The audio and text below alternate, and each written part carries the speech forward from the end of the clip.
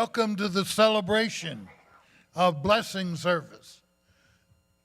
Praising the Lord and thanking Him, great things He has done. And we are celebrating a debt-free facility. Praise the Lord. There will be displays throughout the building, out in the foyers, that you will be able to look at and view that give a story of our past and our present. And my, how time flies. It's fitting that we are celebrating this service this afternoon, for me and Brenda have been your parsonage family around the 15th of April for 20 years. So what a blessing for us to be a part of it. Let's bow our heads in prayer. Heavenly Father, we give you all the praise. We give you all the glory. We're here today to lift you up.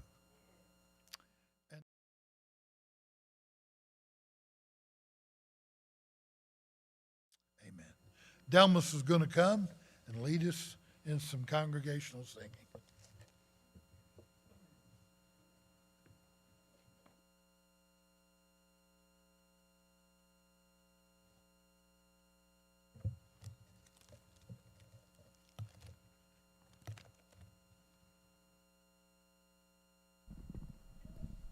Good afternoon.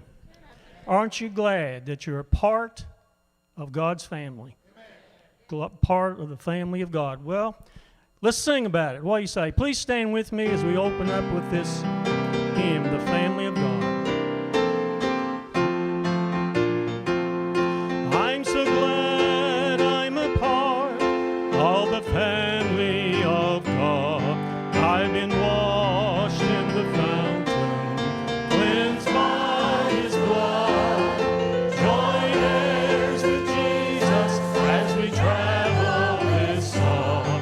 For I'm part of the family of God. You will notice we say brother and sister around here. It's because we're a family and these folks are so near.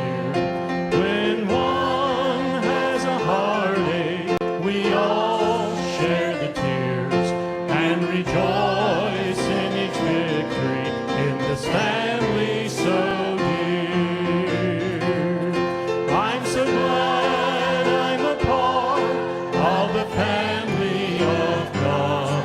I've been washed in the fountain, cleansed by His blood, joint heirs with Jesus as we travel this song.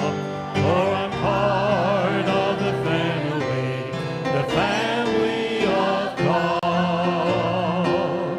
From the door of an orphanage to the house of the King, no longer an outcast, a new song I sing.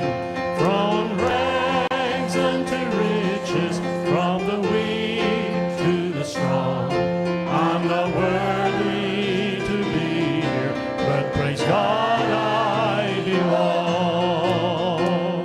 Oh, I'm so glad I'm a part of the family of God.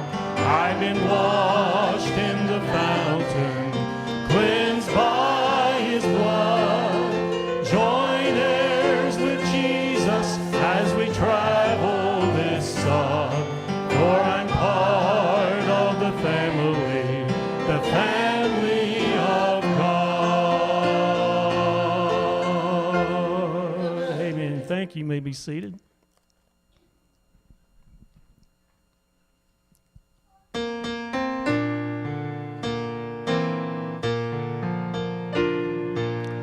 How say thanks for the things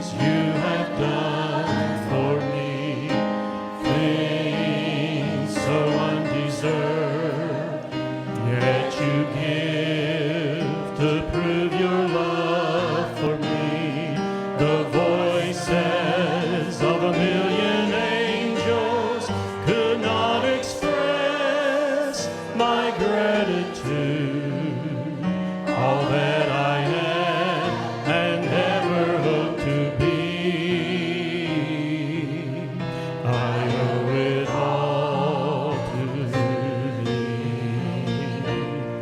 To God be the glory. To God be the glory. To God be the glory for the things He has done. With His blood He has saved me.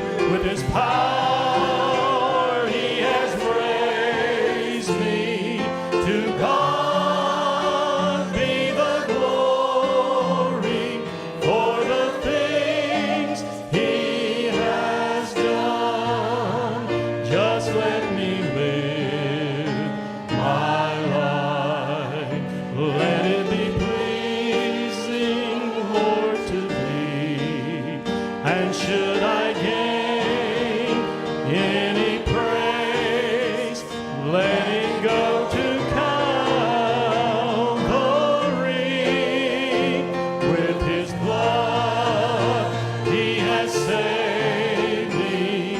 With His power He has raised me. To God be the glory for the things He has done. Amen. Please.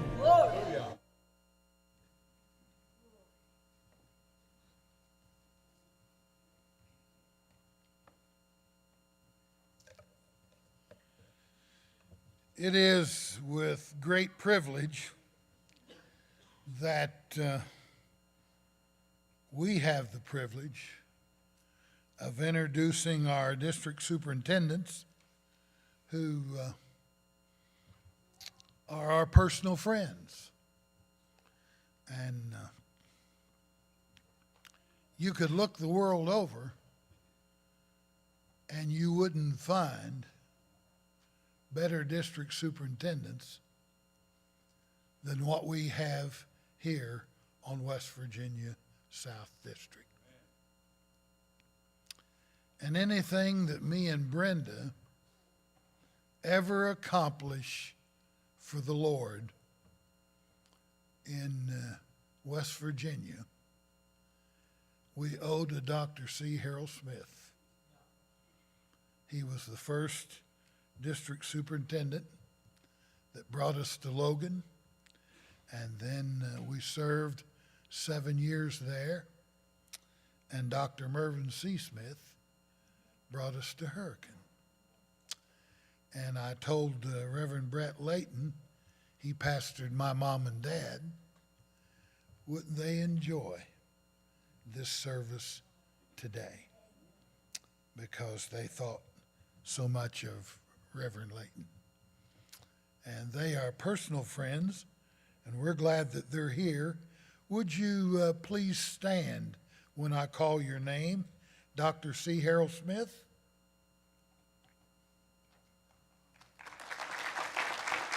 God bless you. Thank you for coming. Dr. Mervyn Smith.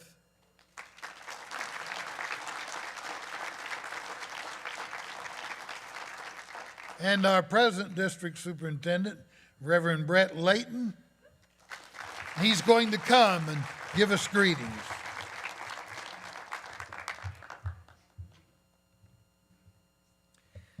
Well, about 27 years ago, when I was 27,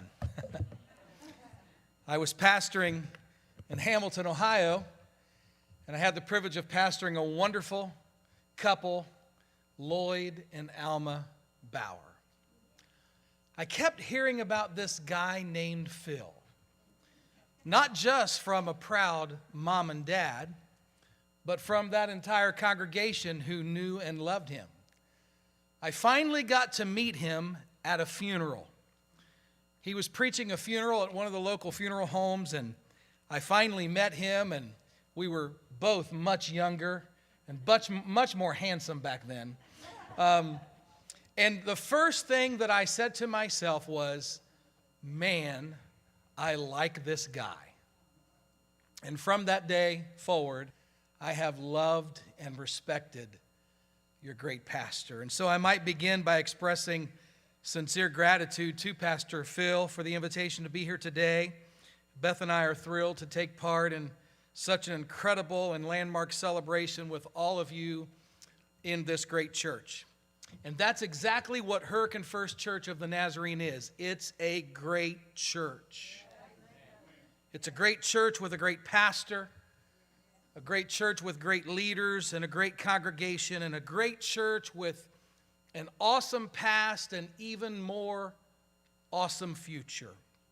And so it's a joy to celebrate with you today. Congratulations, Pastor Phil and Brenda. Congratulations to the staff and to the board.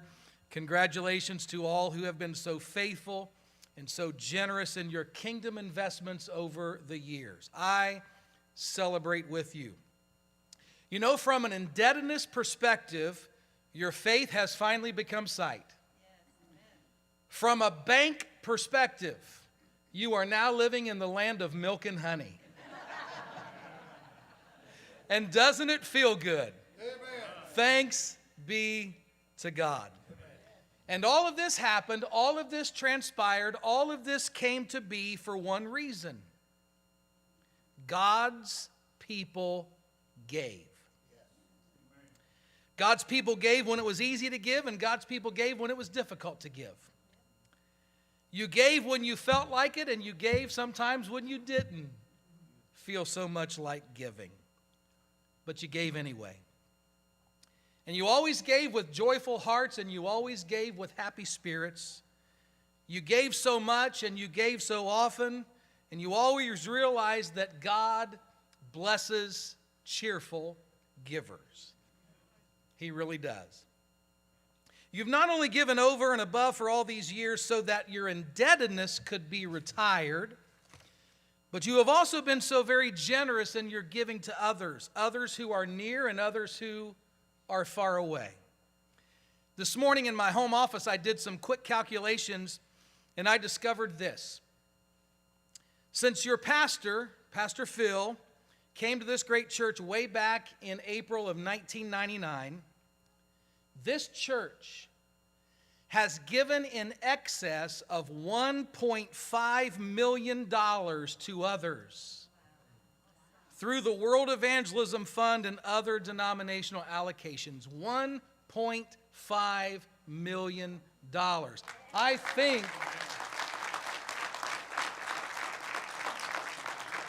I think that's greater than your indebtedness. You gave more to others than you gave to the bank, and all of God's people said amen. Amen. And so I celebrate two things that are so spectacular today as it relates to your amazing stewardship. Number one, the obvious. You paid off your debt, and that's no small thing. If I'm not mistaken, it was a pretty big debt to begin with, and you paid it off, and thanks be to God.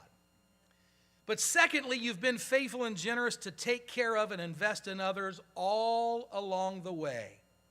That, to me, is even more incredible. And so I just want to say thank you. I not only want to say congratulations, I want to say thank you. Thank you for a job well done. Thank you for being so faithful and so generous. Thank you for following the lead of your great pastor, who not only teaches and preaches biblical stewardship, but he models it every day of his life. Thank you for your kingdom investments, which have made such a huge difference in so many lives. Let me close by reminding you of something so very important. Let me remind you that whenever the offering plates are passed in this church, each and every week, and whenever you put something into those offering plates, let me remind you that you are not giving to the church. You're not. You're not giving to Pastor Phil. You're not giving to a denomination. You're not giving to a district. You're not giving to the church. You're giving to God through the church. You're giving to God's kingdom here on earth, and the church is the conduit through which you give. And so let me encourage you. Keep on giving. Keep on being generous. Keep on being faithful.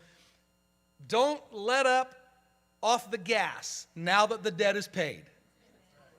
Keep giving as if you had debt. Keep giving. Keep planting seeds. Keep on investing in the kingdom. Keep following the lead of your great pastor.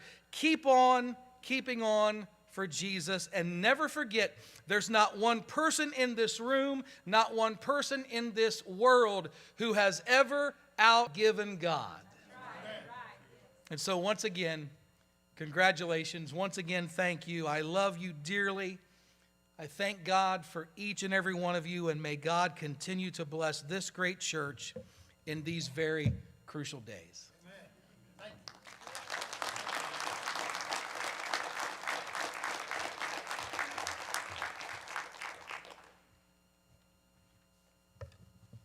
No church, no district ever rises above its leadership.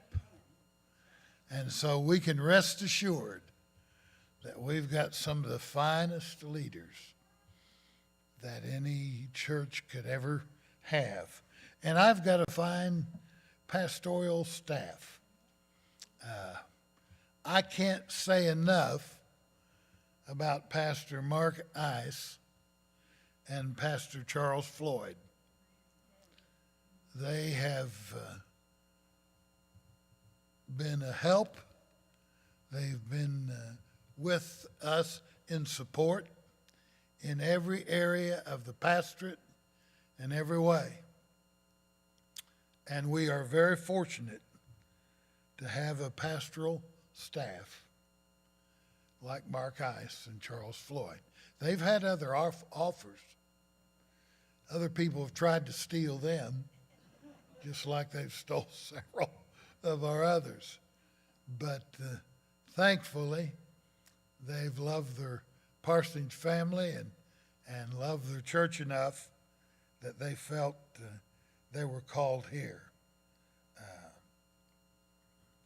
I want us to recognize some of the former pastors and also the charter members of this church.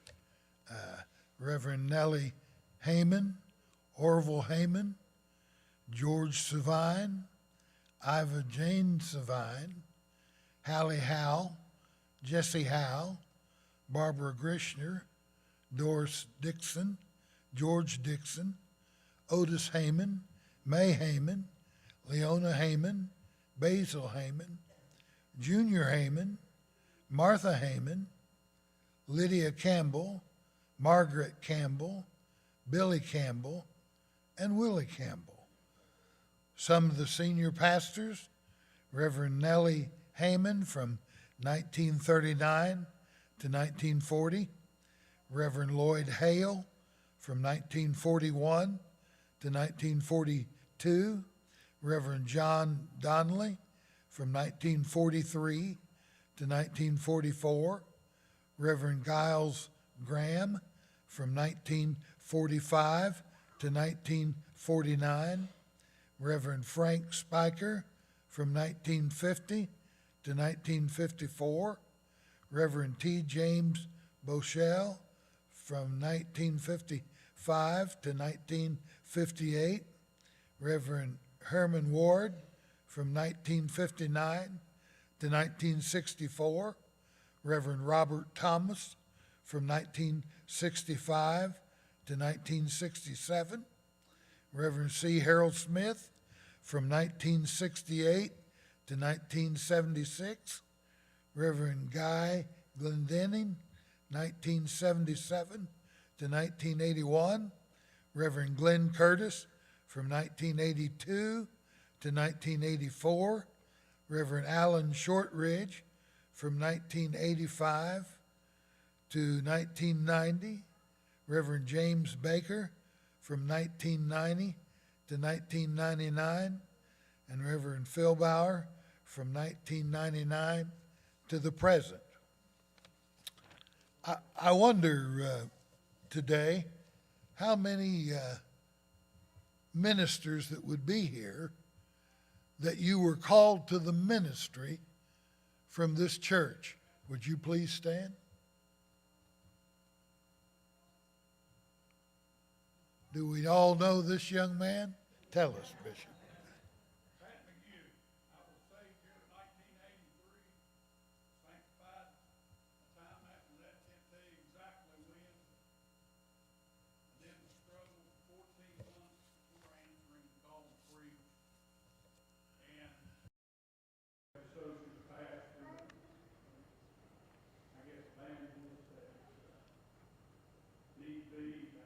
Several years, then was called the Creek Church in Nazarene, been there 12 years, come off that.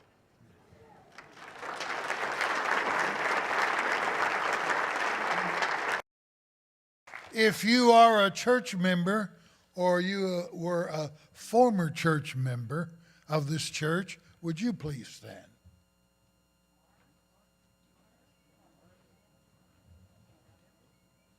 Are a member or a former member?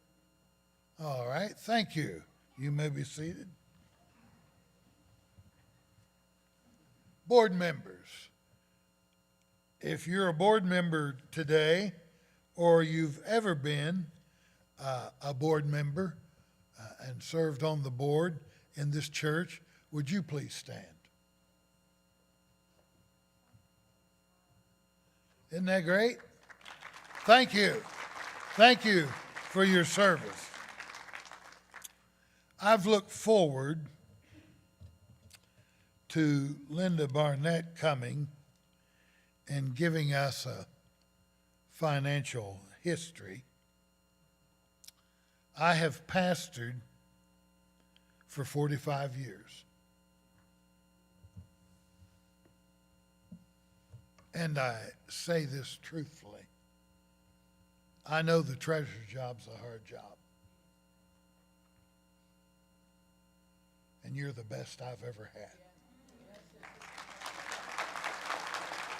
She's going to come at this time and give us a financial history of where we come from, where we're at today.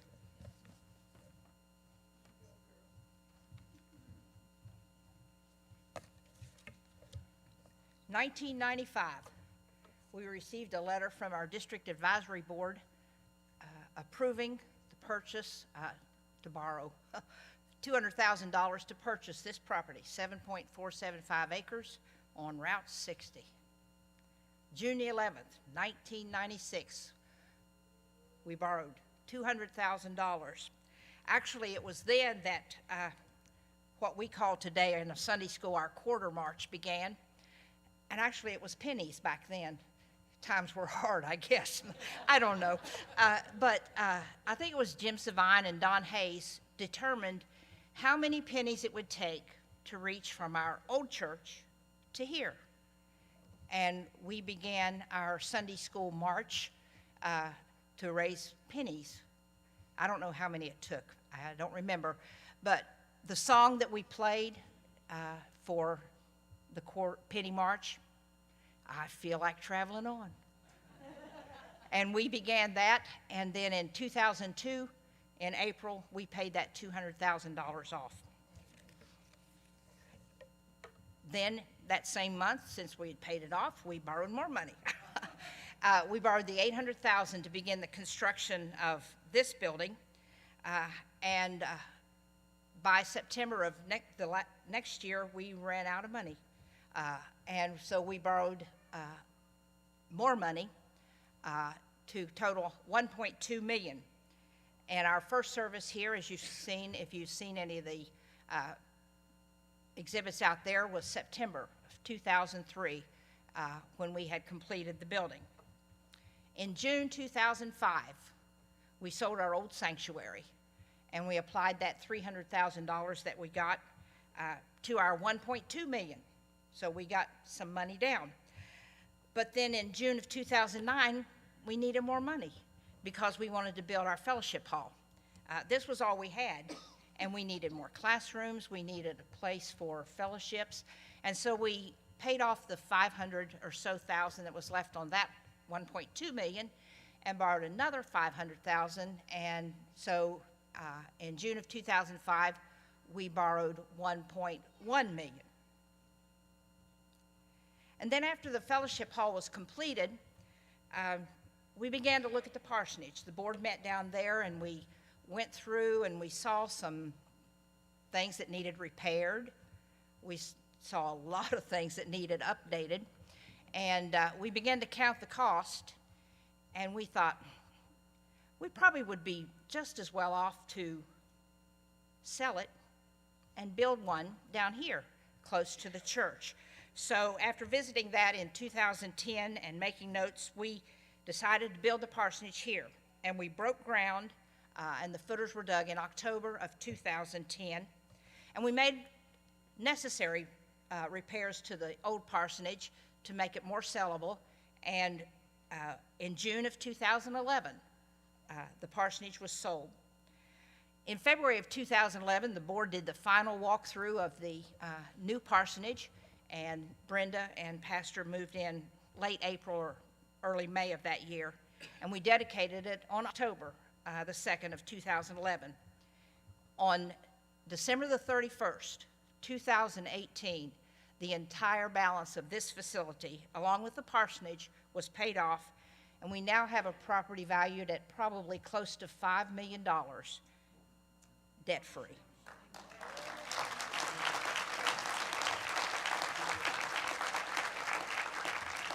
And really, it's all because of you.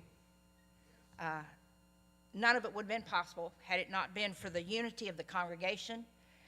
I say every vote was unanimous. I'm not sure that's exactly true, but it was close. Or maybe if they wanted to vote no, they stayed home. I don't know. But there was unity in every decision that was made and every vote that was taken. And it wouldn't have been a reality without the support of a lot of folks who gave of their time and their resources, who have gone on to heaven, that have made this possible for us today. And so we can't minimize what those who have gone on before us have done for us.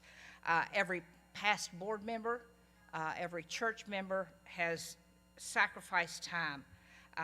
And to you, present congregation, you just kept up the good work, and you've been faithful, and you have been generous. I've said it not, and I was shocked, Reverend Layton, at the 1.1 million we've given to others. Whew. But that's just who you are.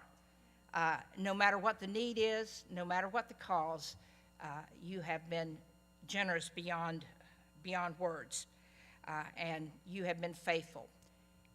To God be the glory. That's our church, that's our parsonage, that's our debt-free home. Thank you.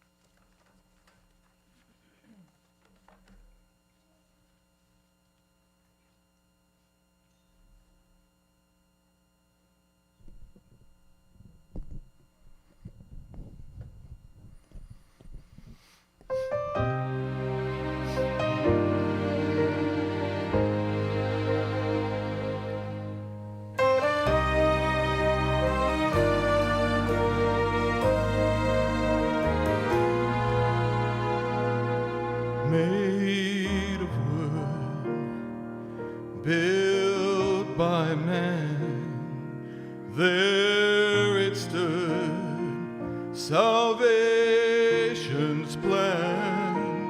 Adam's fall and my own sin, it was all placed on him. Without the cross, I would not know redeeming love that floods my soul. Without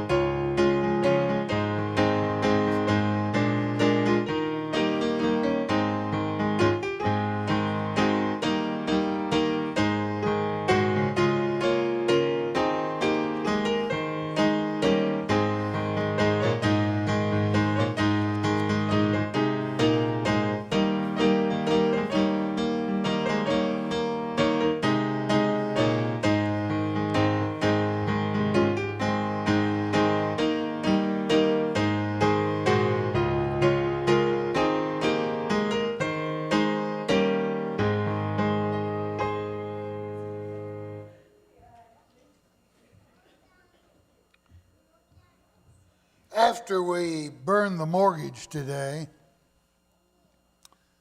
my question to you is, where do we go from here? And as I was thinking and praying as to what direction God would have for our church, my mind went to the book of Matthew, the 9th chapter, and verses 35 through 38, where Christ looks at the church, his early disciples, and he gives them a challenge. I like challenges, don't you? They get me off the couch. They get me out of that comfort zone of my chair. And Christ gives us a challenge in Matthew 9, 35 through 38, and here it is. And Jesus went about all the cities and villages, teaching in their synagogues, and preaching the gospel of the kingdom, and healing every sickness and every disease among the people. But when he saw the multitude, he was moved with compassion on them, because they fainted and were scattered abroad as sheep having no shepherd. Then saith he unto his disciples, here's the challenge, the harvest truly is plenteous, but the laborers are few. Pray ye therefore the Lord of the harvest, that he will send forth laborers into his harvest. Where do we go from here? What would the Lord have Hurricane First Church to do? How can we know and do the Lord's will? Where do we start?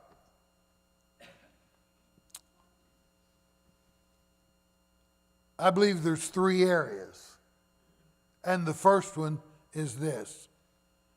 It starts with a vision. We're well on our way.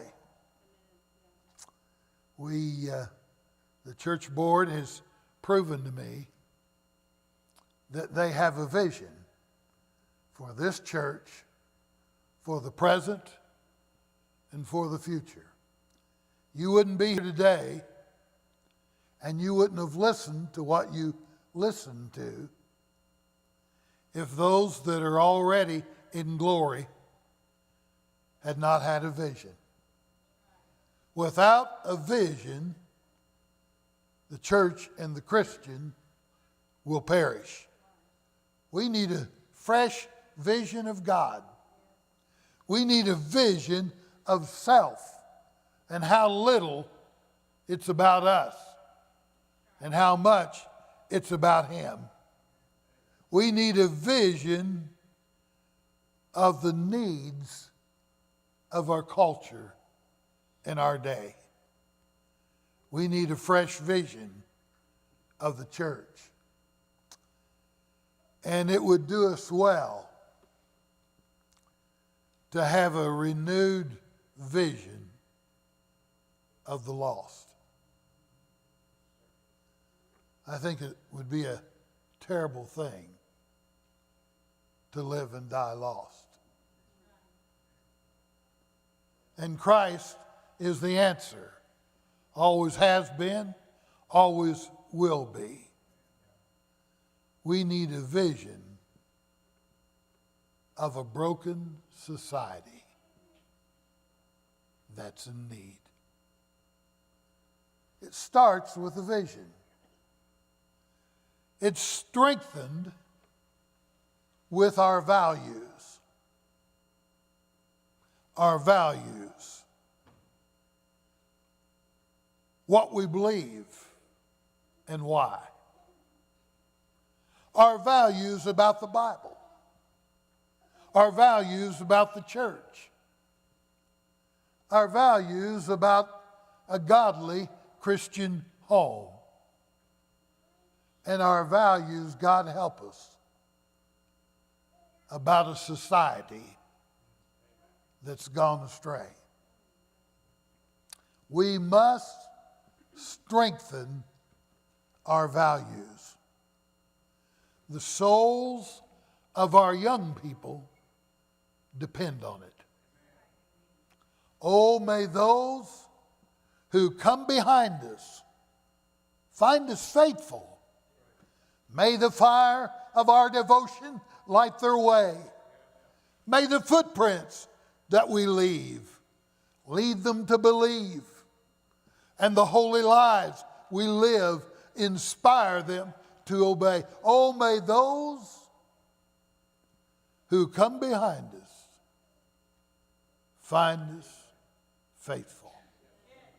We got to strengthen our values.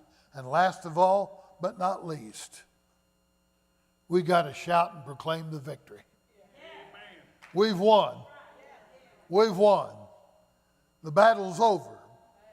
Jesus bowed his head and said, it's finished. It's the end of the conflict. And as I read his word, we've been found more than conquerors. And greater is he that's in us than he that's in the world. And he lets us know as we go out to war, no weapon formed against you is going to prosper.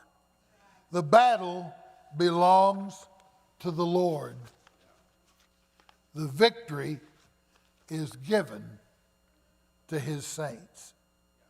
Now, I've asked our district superintendent to come again and pray over me in this church as to where we go from here out in the future. And I'd ask him to come and have a word of prayer with us. Let's stand together as we pray. Our Heavenly Father, we indeed are so very grateful for your hand of providence and guidance on this great church from its very beginning to where we are today. But we are so very excited about where we go from here. And our pastor has given us an incredible challenge about vision, about values, and about victory. I pray, Lord, that you would not only give him vision and this church vision collectively, but you would give each of us vision to be the walking, living, breathing presence of Jesus wherever we go. And help us, Lord, in these days to always pursue, as we relish in your faithfulness throughout the years and we relish in your guidance and your providence in the years to come. We thank you and we ask these things in Jesus' name. Amen.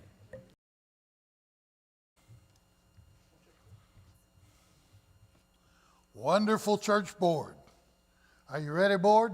Yes, sir.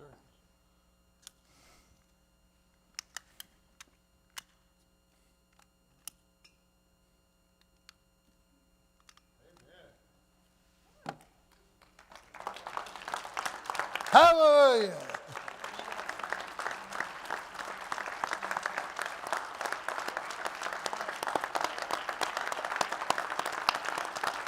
Amen. Amen. Thank you.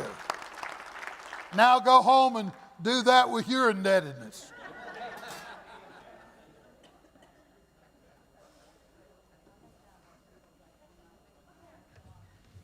Brother Don Hayes is going to make a presentation as we dedicate the fellowship hall to the memory of the Bakers who were here 9 years. And Reverend Baker's been my friend. And he came in the office one day and he always called me Bauer. He said, Bauer, you owe me a steak. And I said, why is that? He said, I did all the groundwork. You're getting all the credit. Well, a lot of that was true, you know. But Brother Don Hayes, you don't realize the hours and what we owe this man. Not only for what he's going to do today,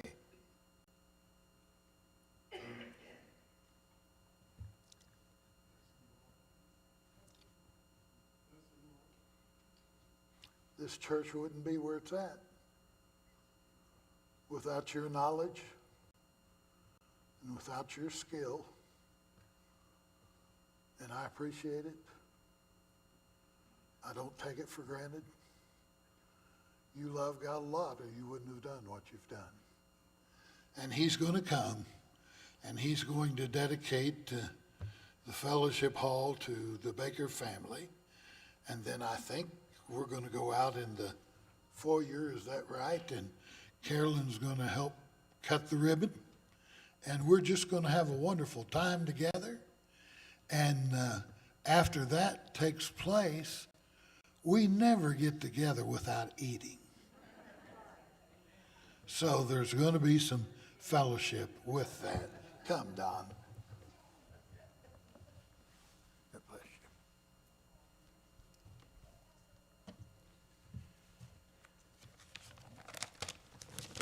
I have to make big copies because my eyesight is leaving me.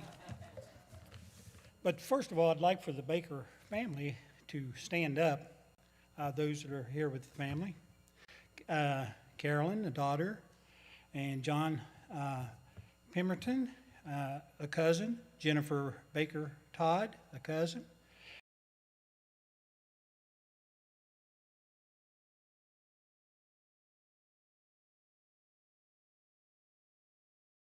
And then Baker's brother, Joe. Now, most of you can figure out which one's Joe, right, Joe? Oh, I'm sorry, John. John. It was reported that Joe and Bones both may be here today, but was unable to make it. And then also the extended family, Steve and Yumiko Schaefer, and that the Bakers adopted while they were here. Thank you for coming today. At this time, we're going to watch a video.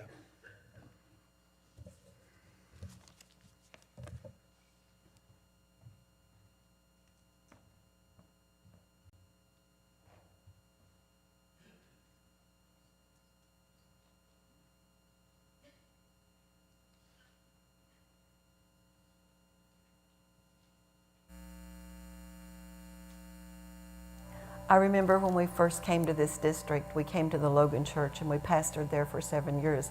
But I remember the very first district assembly that we ever attended, Pastor Baker came up to us and he introduced himself to us and he welcomed us to the district. So he was really the first pastor that we developed a relationship with in West Virginia. And he was always so friendly. And he and Miss Nettie were just precious friends from that very beginning. That first year that we moved here, they were our first friends on the district. And he always kept us laughing, shared stories that, just wonderful stories, and have such good memories of him. And then I remember when we built the new building, he came in one day, I don't know who all was there, but he was in a wheelchair. It was toward the end of his life. And they took him through the building, and it was such a blessing to him. And it was a blessing for us to tell him the only reason we were there, other than the Lord moving, was that it was his vision. And I will always be grateful to Pastor Baker because it was his vision for this church to be where it is today. And I just have great memories of him, his leadership, And stories. he's part of the reason why we're where we're at. Yeah, he Because is. of his vision. Yes. And we were friends. not only was Reverend Baker a pastor that I followed, but we were personal friends. We had good times together. And I know when he retired, he said, Pastor Bauer, do you care if I continue to come to the Hurricane Church? I said, well, heavens no. I need you at the Hurricane Church. And we worked together and never had a problem. He saw the things materialize a little bit before he went to heaven of his dream. And he said, Reverend Bauer, you're going to experience and you're going to see what I've dreamed for this church. I'll be in heaven. And he was right. He was right. We got to help fulfill his dream. He had a vision. And he planted it in the minds and the hearts of our leadership, which made it so much easier for me to lead them into the reality of that. We had the Clyde Dupin Crusade that he brought to town and was instrumental in getting them here. And that community spirit, I don't know if he was pastor when we had the bicentennial celebration, and we were up at the high school. All the churches had a part in a church service. Carol Kinder was still here. She played for Marcia and Andrea and I. But he was so instrumental in making our church a community church, involved. He was certainly way involved in the ministerial association. And He liked to visit the families. He liked to get the children. He liked to be the driver of the bus, not just ministers them when they were here. He went out and got the children. He visited the homes, and he wasn't embarrassed at all to go in any kind of home. He'd been in every kind of home. He knew, families that weren't in the church were a little hesitant about having a man of the cloth visit, not Pat, not Baker. Baker was about people. He was about people. We loved that Baker. He would gather up, he would go out and talk to older people and find out if they needed lawnmowers fixed or something. And he would gather them up, and then he would take them to Doug Ramey to fix. Then he'd come back and get them, and he and Doug, poor little Doug, he was the one that had all the work. And Eddie, Baker would just bring it. And, he was the transportation. yeah, he was the money man. Reverend Baker, he was a character. When he came here, the one thing I do remember, I was on the church board. When we interviewed him, he said, "I'm Jim Baker, and that's 1K and no Tammy Faye." The older folks will get that. But he was a character. He's always scheming to do something. He's always buying and selling stuff and fixing it up, cleaning it up and selling it for profit. And one of the funny things, Mom and Dad were driving up the road one day, and they saw a bunch of junk beside the road, and somebody was just going through that junk. It was Reverend Baker. he was going through stuff to see what he could find. But he was a character. I remember one time I was down here painting, or not here, but at the other church, I was painting, and I think I've got this right. He stepped in a paint pan, and the only thing he said was snot, snot, snot, snot. Yeah, but he was all right. He was a good guy. Reverend Baker, Patrick had accepted the call to preach at a youth camp up at Summersville. And Reverend Baker had gone up to bring him back home. And he grilled him all the way home about his call to preach. He said, now, is this something you're doing just because your dad's a preacher? And Patrick answered him and gave him all the information he could give him. And of course, Baker grilled him the whole time from Summersville to Hurricane. And then he told him as he got out of the car, he said, be ready to preach Sunday night. I think this was on a Friday evening. And so he told me Sunday morning, he said, he always called me Doc. He said, Doc, said, the boy really got the call. And said, he answered it. Said, I've grilled him all the way down that road, and it's real. And I remember Patrick, and we were just talking and laughing about this just a couple of weeks ago when he was down. His first sermon was a total of 7 minutes. But he did a good job in that 7 minutes. And so God has smiled upon his life and our life and this church. And that's one thing I would like to mention at this point. The numerous, and Imogene can name more than I can, the numerous men and women that's been called out of this church to preach the gospel of Jesus Christ. Those that have answered the call. There's been a lot. And to me,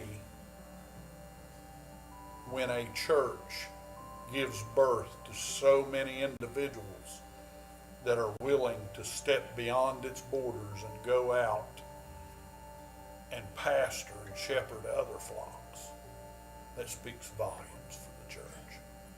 One day, I had a call, and the voice on the other end of the line said, "This is Jim Baker, spelled with one K, and my wife's name is not Tammy Faye." He said he'd like to come to the West Virginia South District to pastor. I think he was in Georgia. And I felt good in talking to him. He sent me a resume. I felt very, very good about presenting him as pastor to the Hurricane Church. There had been a little bit of faltering in at least one of the pastors that followed me. It didn't work out very well. It was not catastrophic, but certainly it was not what we had hoped for. And I felt good about Reverend Baker. It proved to be better than I had imagined. He was a man of God. He was the pastor under whose leadership found this property and brought it to my attention as district superintendent. And so I think that we owe some debt of gratitude to Reverend Baker for the groundwork that he laid in the purchase of this property and helping the people to come alive. He was a very, very unique pastor, and the church was privileged to have Brother Baker. I loved him and appreciated him and felt that he was in the very center of the Lord's will. And I felt that I did the church a favor and helped in what we're celebrating today in bringing Reverend Baker to the Hurricane Church. He decided sometime, and I don't know how many years he'd been there or anything, that he thought those of us working in a nursery ought to wear a uniform. I didn't go in for that very well. And I talked him out of that, I thought. I told him, I said, well, we're not that, I don't know what the word is I want to use. We're happy with just the way we are, and he never did change it.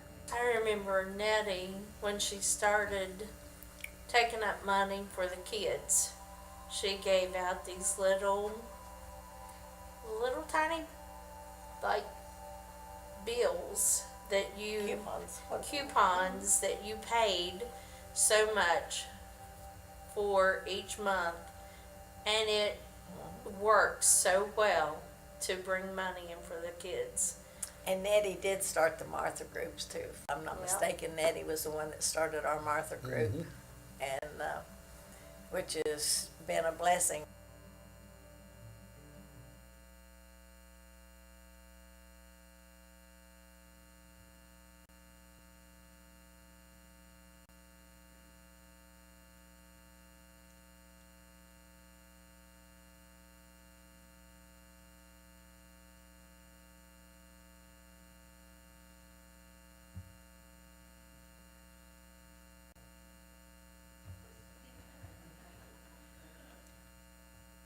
Well, I knew there was supposed to be a little bit of a break in there, but anyhow, and I don't know how anyone can come up here and talk about Brother Baker without talking about Nettie too. I mean, they were a pair, and they were something else. Jacob, if you don't mind, put the Bakers back up there and scroll through that, I'd appreciate it. And who were the Bakers and his lovely wife Nettie? They certainly were good people. They were born in Alderson, West Virginia, and that's about 12 miles or so southwest of Lewisburg. And Alderson sat right on the county line. Nettie, she was from Flat Mountain Road on the south side of the river in Monroe County. And Jim, he was from Muddy Mountain Road on the north side from Greenbrier County. They married in 1957, and a few years later, while he was serving in the Air Force and he was stationed in Alexandria, Louisiana, they were reintroduced to the Church of the Nazarene. And while there, he accepted the call to preach and attend Trevecca Nazarene College in Nashville, Tennessee. Their first church was located in Ironton, Ohio, and it was the Ellison Street Church of the Nazarene, and Jim Baker started this church, and his brother Bones helped during the construction of it. From that church, they were called to McConnellsville Church of the Nazarene in Ohio, and then after that, they left there and went to Glasgow First Church of the Nazarene in Kentucky. While he was in Kentucky, he was called to come to the Louisville First Church of the Nazarene, there in Kentucky also. And then they left from there and went to Brazil First Church of the Nazarene, located in Indiana. While he was in Indiana in 1990, they accepted the call to come to Hurricane First, and they were extremely excited because they were coming back home to their home state. So, and the Bakers family, they had two daughters. The oldest was Audrey, and her husband Jan Rittenhouse. They live in Texas. They had two granddaughters, and I can tell you that Nettie and Baker were extremely proud of those little girls. Jordan Blair and Taylor Morgan, and their families and children are also living in Texas. The youngest daughter, being Carolyn, who's with us today, she lives here in Hurricane. Carolyn started out with Toyota Manufacturing in Buffalo. She was on the ground floor. She's been with them 22 years. They started in a little office up in Tays Valley across from the Putnam County Bank, and that's where the Toyota plant started out before it was built. So she was in on the ground floor. And while they were here in Hurricane, they had an extended family that they were extremely proud of, and that was, as I introduced, Steve and Yumiko Schaefer, and they had a daughter named Stephanie. And again, that became the Baker's third granddaughter, as she adopted them. Who was Jim Baker? You don't have enough time to hear all of it, okay? But Jim was he was a unique person in himself, okay? And yes, everywhere he went, he introduced himself as 1K and no Tammy Faye. So we know who he wasn't, okay? And they loved the church and they loved the children. And they just, when he came here, I was privileged to serve under Baker and to work with him. I tell people that my father passed away in '92, and he became my adopted dad. We had a relationship that was just special to me. And I hope I can get through this without breaking up. But anyhow, they believed in the children. But what was happening at Hurricane First up on Dudding Avenue was, when they first came here, there was growth, but for some reason, the nursery, I can remember, and talking about it with Baker, the nursery was 1, maybe 2 babies a month. You know, it just wasn't there. And we talked, and it became our vision. Now you say, what was the plan? You don't need a plan. What you need is a vision. If you get a vision for something, the plan will come. And Baker had a vision for the children, and so did Nettie. Our Sunday school drives, when we had Sunday school emphasis, and some of the folks that were here, that were there then, will tell you, the Bakers got in full tilt. I mean, they worked every avenue of it. They would go out and visit, make the phone calls, help do the props and all that stuff. Bus route, yes, Jim Baker drove the bus. But a lot of people didn't know that he got up on Sunday morning, went to his office, and he called every child on that bus route.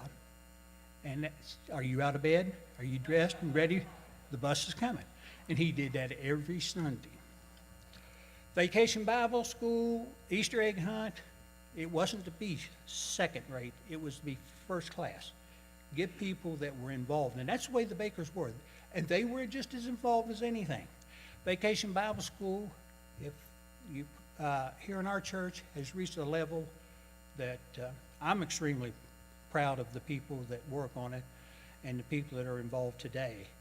But Marcy Sowards and Debbie Bolster brought it to a level under the Baker ministry that is where it is today. Nettie had a program, Take Stock in Children. You bought for the year these little coupons that you paid for a certain child, and you took stock in those kids, and that's how she raised money and things. Nettie did indeed start the Martha Group, and her belief was, and she would say at functions and things like that, now don't you sit there with your family. You sit with somebody else. Mingle with other people and get to know all the other people. She could take a garbage pit and make it look like a rose garden. She decorated that activities building for the women's functions that was just knock your eyes out. But then it was Nettie. And Nettie was very particular about these things. She had, there for a while, she went through these anniversaries. She would have the folks down that had anniversaries a certain month. She'd have them all at the parsonage and have a little get-together for them. And this one particular one, she had them down there, and she had them to the men. She had a sheet, and she had the men to get behind the sheet and take their shoes and socks off, and then had the ladies come in and identify their husband's feet. That could get embarrassing. Jim started the Saturday morning men's prayer, and Jim was very frugal. I mean, he was tight with his money, but you got to take a stop and look at where he came from and the churches he pastored. We're sure he didn't make good money, so Jim learned how to make it on his own, so to speak. We'd go out to breakfast. He could make one tea bag. He could make 3 cups of teas out of one tea bag. You know, but that was Baker. He was just very good with his money, and he said, he told me, he said, now I would go out and buy real estate or something of that nature. And he said, and he did it here in Hurricane, he divided it. And he would sell that real estate to people and owner finance. People maybe couldn't afford to go to a bank or get the loan or whatever. Then he would owner finance. Baker would owner finance it. He told me, he said, I'd owner finance it, keep it halfway through the financing. If it was a 12-year process, 6 years, Then I'd turn around and sell it because you make all your money on the interest in the front end and then the principal's on the second. But that was Baker. Baker was frugal. He knew. But I'm going to tell you something. When we had our drives for the land, the real estate, he was the first one to write the check. He was, when it came to the church, Baker just gave.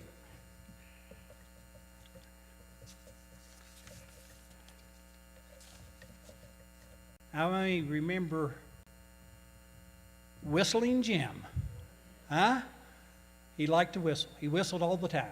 So one service, it was time for all the people to sing, had a list of singers, but he took the stage first, and he whistled the whole song. When Baker came here, not long after he got here, he had a bout with cancer. The Lord touched his body and put him in remission. And then he had a little battle again, but I can remember one Wednesday night, Baker loved the church. He loved his preaching. He loved to be in the congregation. And on a Wednesday night, he passed out on the platform due to his treatments. But he had a lot of visions. He would call me at work, and so, Pat, he called me Doc too. He'd say, "Hey, Doc, what are you doing for lunch?" He said, "You and the staff want to go out?" And I said, "Yeah, we're going out to lunch today." He said, "Well, can I join you?" And he would join us for lunch. And Baker liked to talk about the church to me. We would talk about church board meetings and things of that nature. He always had an agenda for the church board. He would have his old business, but when it came to new business, he had 6, 7, 10 ideas that he wanted on there. But he wanted to discuss those things sometimes with me ahead of time, other people ahead of time, but that was Baker. He was always thinking about the church, always thinking about the business of the church and things of that nature. He did, in fact, bring the Clyde Dupin Crusade because Baker was a part of the local ministerial association here in Hurricane, very involved in it, and he brought the crusade here. But there was a concern that Baker had, and it was about the church and the church growth. Our church up on Dudding Avenue would grow, and it would grow to 125 in morning worship and Sunday school. And it just seemed like it'd just go back down, and then it'd come back up and go back down. We talked about it, and so Baker found this church growth seminar that was taking place down in Nashville, Tennessee.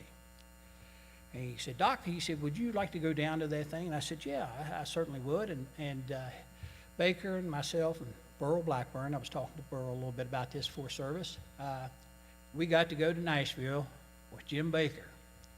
Now, he was one room, double bed.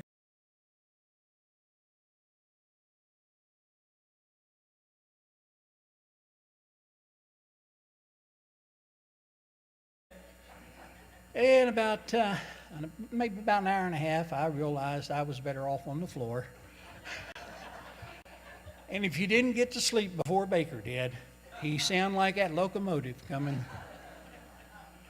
But we had a ball down there. We walked into this auditorium that the Homer McKnight group out of Grove City, Ohio, the Grove City Church of Nazarene, which is a mega church. They are members there. Homer and his family are members there.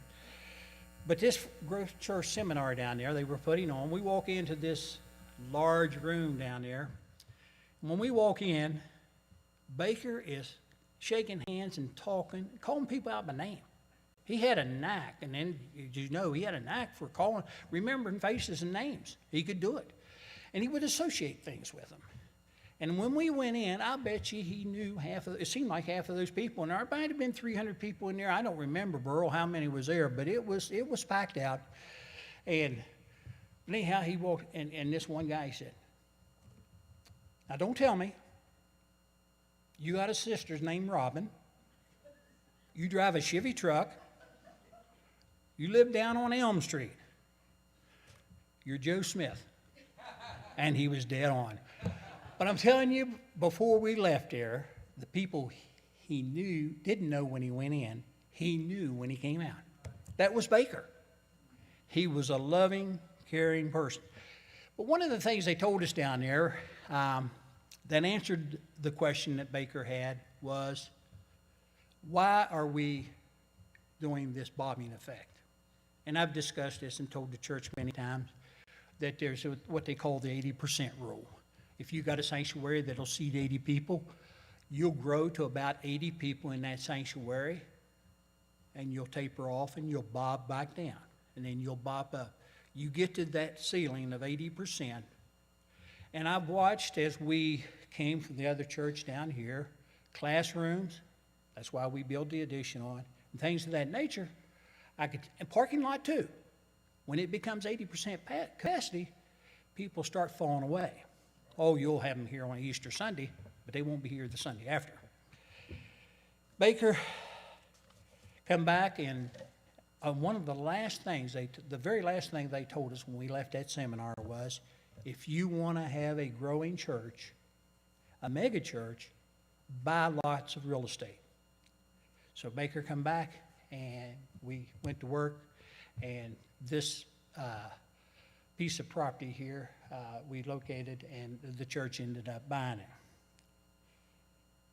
In 1999, Baker retired and stepped aside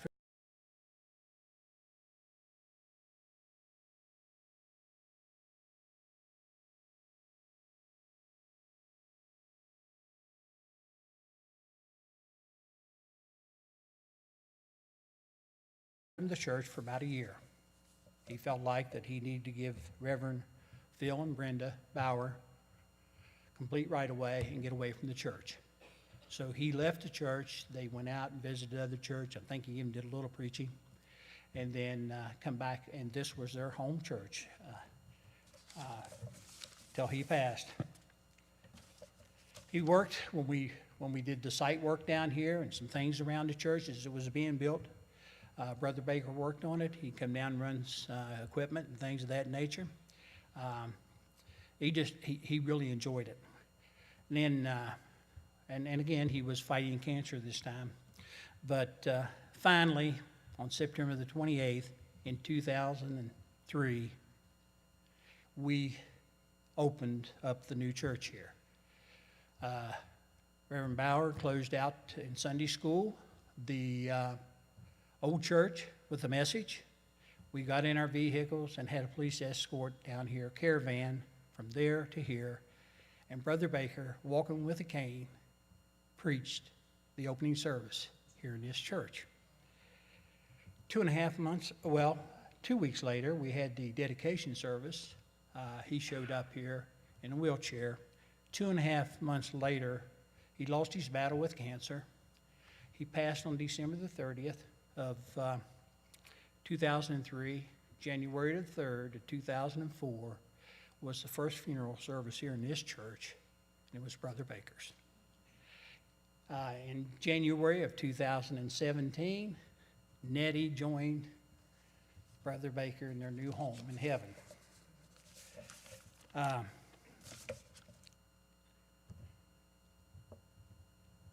Every time I think of Baker, I just so special of his of our relationship, I should say, and what God, and they were prayer warriors. Him and Nettie were prayer warriors. I can remember their all night prayer vigils up to church, and coming in there, and him and Nettie and him there praying. Now you signed up, you prayed for an hour, and they just were heavily involved. They were involved in everything in the church in every fashion and things of that nature. Well, we're going to go out now, and we're going to have a ribbon cutting ceremony to dedicate the activities area to the Baker name. But the family would like to say a very special thank you to the Hurricane First Church of the Nazarene for all that you've done for the Bakers while they served you here at the church and during their retirement. But on the other hand, if I could ask the Baker family to stand up, if you would.